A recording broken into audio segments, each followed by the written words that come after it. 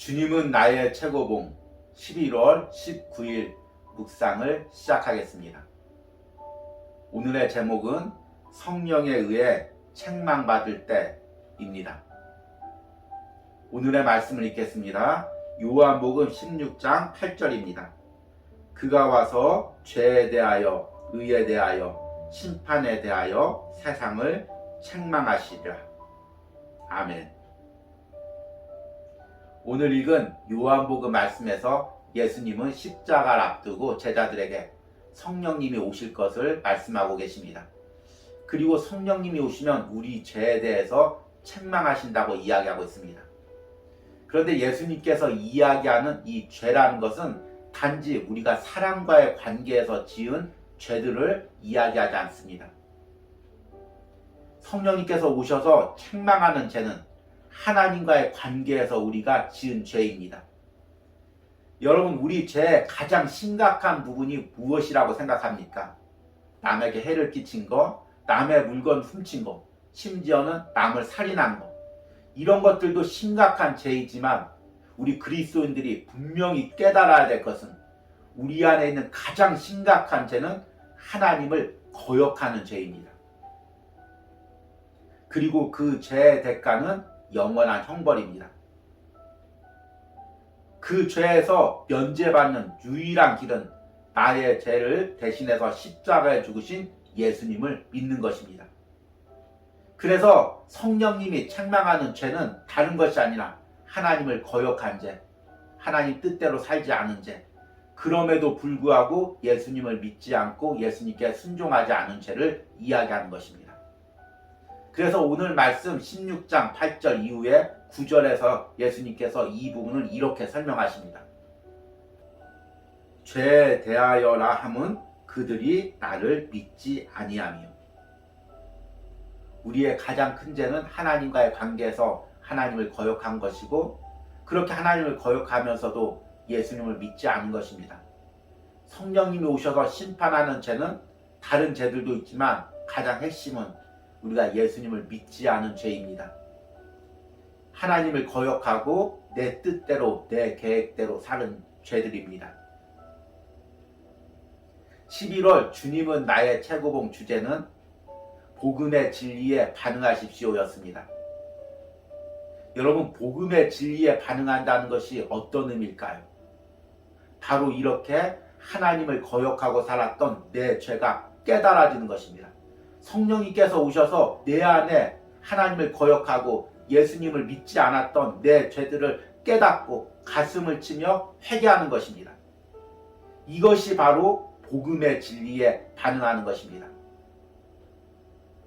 오늘부터 3일간은 죄라는 주제에 대해서 묵상을 이어갈 것입니다. 그리고 이 죄라는 묵상은 십자가로 이어집니다. 여러분들이 3일 동안 죄에 대해서 또 예수님의 십자가에 대해서 묵상하면서 복음의 진리를 바로 깨닫고 그곳에 바른 반응을 하는 은혜가 있기를 소망합니다. 오늘의 묵상입니다. 죄에 대한 성령의 책망에 대해 아는 사람은 극히 드뭅니다. 우리는 잘못했을 때 양심의 가책을 경험합니다. 그러나 성령에 의한 죄의 책망은 땅의 다른 어떠한 관계보다 단 한 가지 관계만을 고려하게 하는데 바로 주님과의 관계입니다. 내가 주께만 범죄하였습니다. 이와 같이 성령에 의해 죄에 대한 책망을 받게 되면 그는 하나님께서 자신을 결코 용서하실 수 없다는 것을 양심의 깊은 곳에서 알게 됩니다. 심지어 하나님께서 그를 용서하신다 할지라도 그 사람은 하나님보다 더 강한 정의감을 갖고 자신을 용서할 수 없을 것입니다. 그러나 하나님은 용서하십니다. 이때 하나님의 용서는 하나님의 마음을 아프시게 했던 그리스도의 죽음이라는 대가로 인해 가능합니다. 하나님의 은혜의 가장 큰 기적은 주께서 죄를 용서해 주시는 것입니다. 오직 예수 그리스도의 죽음 때문에 하나님께서 용서하실 수 있게 된 것이며 그 용서는 주님의 속성에 진실한 것입니다. 하나님은 사랑이시기 때문에 우리를 용서하신다고 말하는 것은 아주 어리석은 말입니다. 우리가 성령으로 죄에 대해 책망받는다면 우리는 다시는 절대로 하나님은 사랑이시기에 우리를 용서하신다고 말하지 않을 것입니다. 하나님의 사랑은 오직 갈보리를 의미합니다. 하나님의 사랑은 다른 곳이 아닌 오직 십자가를 통해 부어졌습니다. 하나님께서 나를 용서하실 수 있는 유일한 근거는 주님의 십자가입니다. 그곳에서 하나님의 공의는 만족되었습니다. 용서가 의미하는 것은 단지 내가 지옥에서 구원받고 천국의 특권을 얻은 것만이 아닙니다. 아무도 이러한 차원에서 용서를 용납하지 않습니다. 용서는 내가 죄사함을 받아 다시 새로운 관계에 들어갔다는 뜻입니다. 즉 그리스도 안에서 하나님과 하나가 되었다는 뜻입니다. 구속의 기적은 하나님께서 나를 변화시키는 것입니다.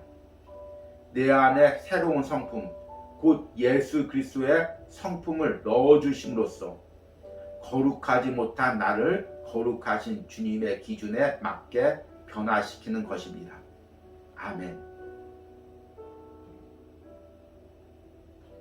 세상 사람들은 죄를 이야기할 때 사람들의 관계에 초점을 맞춥니다. 그래서 세상 사람들이 이야기하는 죄란 다른 사람에게 피해를 입힌 것이 죄입니다. 앞에서 이야기했듯이 남의 물건을 훔치거나 남에게 해를 가하거나 남을 살인하는 것, 이것이 세상에서 말하는 죄입니다. 성경에서도 물론 이런 죄를 포함해서 죄를 이야기합니다. 그러나 성경에서 말하는 죄의 핵심은 사람들과의 관계에 있는 것이 아니라 하나님과의 관계에 있습니다. 하나님께서 자신의 영광을 위하여 우리를 창조하셨지만 하나님의 영광을 위하여 살지 않고 내 뜻대로 하나님을 대신하여 살았던 것, 이것이 가장 큰 죄이고 하나님 입장에서 보면 그것이 세상의 어떤 죄보다도 더 심각한 죄인 것입니다. 우리가 복음의 진리에 반응한다는 것은 바로 이것을 깨닫는 것입니다. 나의 죄 때문에 예수님께서 십자가에서 죽으셨습니다 이야기하면 어떤 사람들은 이렇게 반응합니다. 저는 죄가 없습니다. 저는 지금까지 살아오면서 남에게 피해 한 번 주지 않고 살았습니다. 그렇게 자기 의를 자랑합니다. 이것은 복음의 진리를 알지 못하기 때문입니다. 혹시나 여러분 중에서도 이런 생각을 가지고 있다면 나는 복음의 진리에 대해서 아직 모르는 것입니다. 오늘 묵상에서 저자가 성령이 책망하시는 죄를 하나님과의 관계의 부분이라고 분명하게 이야기하고 있습니다. 죄에 대한 성령의 책망에 대해 아는 사람은 극히 드뭅니다.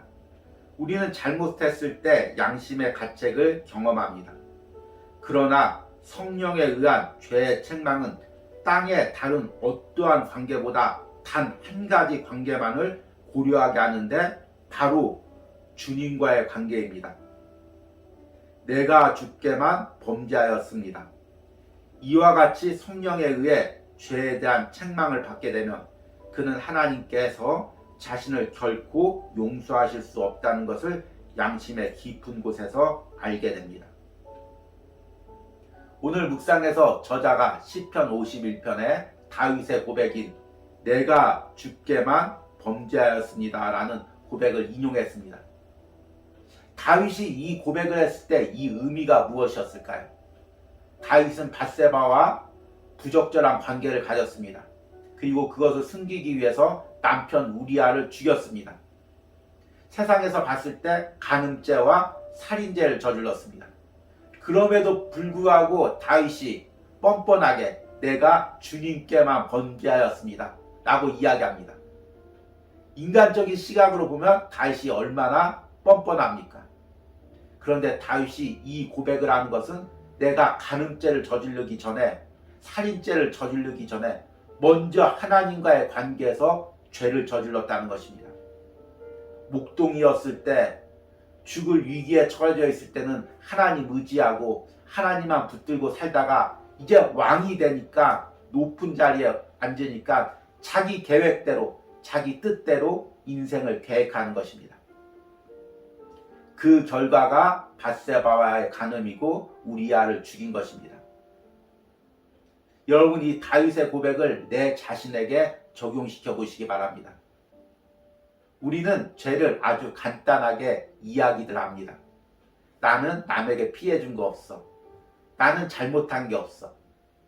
그러나 하나님과의 관계에서 나를 보시기 바랍니다. 매일같이 하나님을 거역하고 내 뜻과 내 계획대로 인생을 살아가려고 하는 것. 그것이 하나님 앞에서는 가장 견디기 힘든 끔찍한 죄입니다. 그리고 그런 죄 때문에 예수님께서 십자가에서 죽으셨습니다. 그리고 다시금 내 계획대로 내 뜻대로 살아가는 내 모든 자아를 깨트리고 주님께 순종하며 하나님께 가까이 올 수 있는 은혜를 베푸셨습니다. 이 부분을 저자가 이렇게 이야기합니다. 이때 하나님의 용서는 하나님의 마음을 아프시게 했던 그리스도의 죽음이라는 대가로 인해 가능합니다. 하나님의 은혜의 가장 큰 기적은 주께서 죄를 용서해 주시는 것입니다. 용서가 의미하는 것은 단지 내가 지옥에서 구원받고 천국의 특권을 얻은 것만이 아닙니다. 아무도 이러한 차원에서 용서를 용납하지는 않습니다. 용서는 내가 죄사함을 받아 다시 새로운 관계에 들어갔다는 뜻입니다. 즉 그리스도 안에서 하나님과 하나가 되었다는 뜻입니다. 구속의 기적은 하나님께서 나를 변화시키는 것입니다. 내 안에 새로운 성품, 곧 예수 그리스도의 성품을 넣어주심으로써 거룩하지 못한 나를 거룩하신 주님의 기준에 맞게 변화시키는 것입니다. 아멘. 저자는 우리의 구원은, 예수님의 십자가의 구원의 특권은 우리가 하나님과의 관계에 새로운 관계로 들어가는 것이라고 이야기하고 있습니다. 그동안 하나님을 거역하고 내 뜻대로 살았던 것, 이것이 죄입니다. 그리고 이 죄가 깨어지고 하나님께 순종하고 하나님 뜻대로 사는 것, 이것이 구원의 특권입니다. 오늘 묵상을 하면서 내 안에 죄가 느껴지십니까? 내 안에 죄가 얼마나 심각한지, 내 뜻대로 내 고집대로 살려고 했던 이 죄가 얼마나 심각하면 하나님의 아들 예수 그리스도가 내 죄를 위해서 십자가에서 죽은 것이 느껴지십니까? 오늘 묵상을 통해서 내 안에 있는 죄가 보이길 바랍니다. 내 안에 있는 죄성이 느껴지길 바랍니다. 내가 예수님의 십자가를 지적으로 이해했다고 하면서 복음을 받아들였다고 하면서 그리스도인이라고 하면서도 여전히 내 계획과 내 뜻대로 살고 있는 내 안의 죄의 심각성이 보여지길 바랍니다. 그리고 오늘 묵상으로 이것을 깨트리고 주님 앞에 나오는 은혜가 있길 바랍니다. 오늘의 적용 질문입니다. 내가 내 안의 죄성의 심각성을 깨닫지 못하고 여전히 죄성에 이끌려 하나님을 거역하고 내 뜻대로 살려고 하는 마음은 무엇이 있습니까? 우리 기도하겠습니다. 주님, 하나님께서 하나님의 영광을 위해 우리를 창조했지만 하나님같이 되려고 하는 마음에 아담과 하와가 선악과를 따먹고 범죄했습니다. 그 아담과 하와가 범죄한 그 죄성이 여전히 내 안에 있어 내가 매 순간 하나님을 거역하고 내 뜻대로 살아보려고 합니다. 하나님의 영광을 위해서 살기보다 나를 높이며 내 계획과 방법대로 살아보려고 합니다. 이런 나의 죄 때문에 예수님께서 십자가에 못 박혀 죽으셨습니다. 내가 그 예수님의 십자가를 지적으로 안다고 하면서도 여전히 하루하루의 삶에서 내 죄성에 이끌려가는 삶을 살고 있습니다. 오늘 묵상 가운데 내 죄의 심각성이 보이게 하시고 그 죄를 십자가에 못 박게 하시고 이제 주님의 뜻대로 하나님과의 깊은 관계 속으로 들어가는 은혜가 있게 하여 주시옵소서. 예수님의 이름으로 기도했습니다. 아멘.